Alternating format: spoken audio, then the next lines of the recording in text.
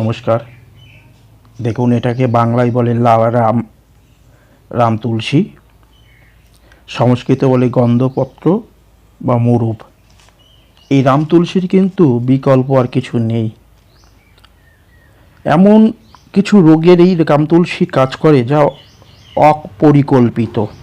যেমন যাদের মেহরোগ আছে, এই রাম তুলসীর শুকনো যে মঞ্জুরি ও আগের দিন রাত্রে ভিজিয়ে রেখে পরের দিন সকালে ওই জলে চিনি মিশিয়ে রোজ সকালবেলা খেলে মেহরোগ একেবারে নির্মূল হয়ে যায়। তবে মঞ্জুরি 3 গ্রাম 1.5 কাপ জলে ঠান্ডা ভিজিয়ে রাখবেন, আর চিনির পরিমাণ হবে 2 চামচ। এইভাবে আপনি ব্যবহার করলে মেহরোগ কিন্তু নির্মূল হয়ে যায়। যাদের ধ্বজাভঙ্গ রোগ আছে, এই গাছের পাতার কাপ খুবই উপকারী। মাত্র 2 সপ্তাহ যদি নিয়ম করে ব্যবহার করতে পারেন, আপনার যৌন ক্ষমতা আগের মতন আবার পুনরায় কিন্তু ফিরে পাবেন।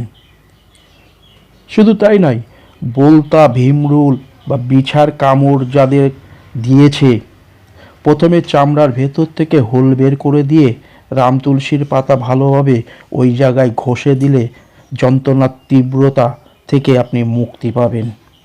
যাদের বাত রোগ আছে, রাম তুলসী পাতার টাটকা রস পাতলা কাপড়ে ভিজিয়ে ওই ব্যথা জায়গায় পটি হিসাবে বেঁধে রাখলে আপনি দারুণ উপকার পাবেন। যাদের গনোরিয়া রোগ আছে, একেবারে প্রথম দিকে এই রাম তুলসী পাতার রস 5 চামচ 1 কাপ ঠান্ডা জলে মিশিয়ে রোজ সকালে একবার করে খেলে বিশাল পরিমাণে কিন্তু আপনি কাজ পাবেন।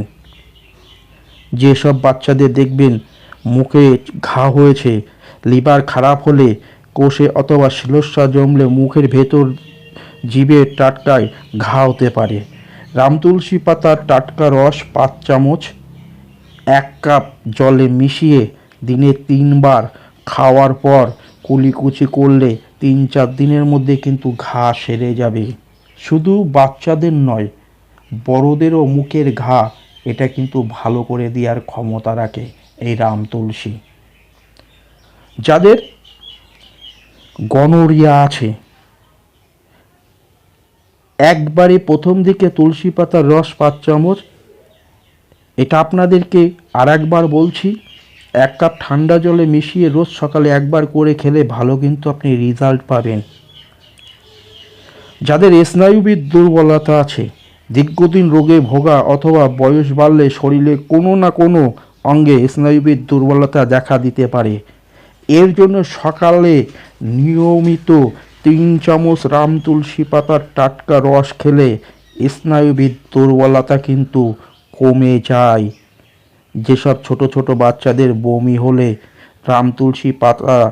রাম তুলসীর পাকা বীজের গুঁড়ো করে 2 থেকে 3 গ্রাম পরিমাণে 1.5 চামচ মধুর সঙ্গে ভালোভাবে মিশিয়ে খাওয়ালে বমি কিন্তু সঙ্গে সঙ্গে বন্ধ হয়ে যাবে। তা রাম তুলসী পাতার এতটা পরিমাণে কোন ক্ষমতা আছে। আমাদের রাস্তাঘাটে অনেকের বাড়িতে এগুলো কিন্তু লাগায়। এই যে বীজগুলো দেখতে পাচ্ছেন, এই বীজের কিন্তু অসীম পরিমাণে ক্ষমতা। বিশেষ করে ধাতুগত রোগের দিক থেকে এর তুলনা কিন্তু করা যায় না, এর এতটা পরিমাণে ক্ষমতা আছে। এই রাম তুলসীর আবার উর্দুতে বলে রামতুলাস্য, মালয়েশিয়া ভাষায় বলে রামা তুলসী।